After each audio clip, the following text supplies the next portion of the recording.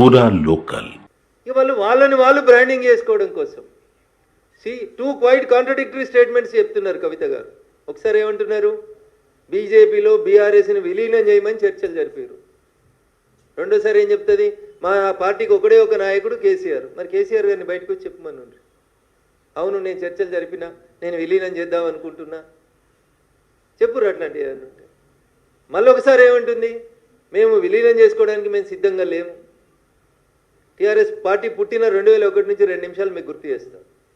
2004 ఎన్నికలు వచ్చినాయి. 2001లో టీఆర్ఎస్ పుడితే 2004లో ఎవరితో పొత్తు పెట్టుకుందన్న టీఆర్ఎస్ పార్టీ? కాంగ్రెస్ తోటి పొత్తు పెట్టుకుంది. గులాం నబీ ఆజాద్ గారితో పాటు పిసిసి అధ్యక్షుడు వాళ్ళ ఇంటికి పోతే 2004లో పొత్తు పెట్టుకుని రాష్ట్రంలో కేంద్రంలో 2 చోట్ల మంత్రులు ఉన్నది టీఆర్ఎస్ ప్లస్ కాంగ్రెస్. ఆ తర్వాత 2009 వచ్చిందన్న. 2009 రాగానే క్వైట్ కాంట్రడిక్టరీ. అప్పటిదాకా తిట్టిన సిపిఎం తోటి పొత్తు పెట్టుకున్నారు, సిపిఐతో పొత్తు పెట్టుకున్నారు, తెలుగుదేశం పార్టీతో పొత్తు పెట్టుకున్నారు, మహాకూటమి అని చెప్పి పొత్తు పెట్టుకున్నారు. పొత్తులు మీరే పెట్టుకుంటారు. 2004లో ఒక పొత్తు, 2009లో ఒక పొత్తు, 2014 తెలంగాణ వచ్చింది.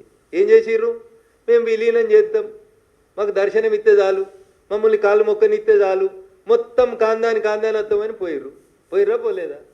దండం పెట్టిర్రా పెట్టలేదా? ఫోటోలు దిగిర్రా దిగలేదా? పొత్తులు మీరే పెట్టుకుంటారు, విలీనాలు మీరే చేసుకుంటారు, మీరే ప్రకటనలు చేసుకుంటారు, మీరే ఆలింగనాలు చేసుకుంటారు. పోనీ ఎన్నడన్నా బీజేపీ తోటి మీకు మాకు ఏమైనా పొత్తు ఉందా? ఇవాళ ఈ రాష్ట్రంలో భారతీయ జనతా పార్టీ ఒంటరిగా ఎదుగుతున్న బీజేపీని ఇచ్చేసేందుకు చెత్త పంచాయతీలు, చెత్త స్టోరీలు తప్ప ఏముందన్న అందులో? ఎవరు అడిగారు నేను విలీనానికి? ఎవరు అడిగారు నేను పొత్తు పెట్టుకోమని?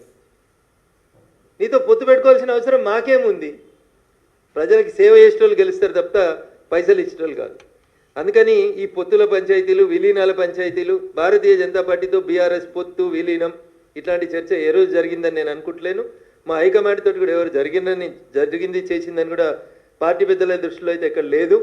అయినా నేను ఒకటి అడుగుతాను, ఊకే చిట్ చాట్ ఏందన్నా? ధైర్యం ఉన్నది కదా నీకు?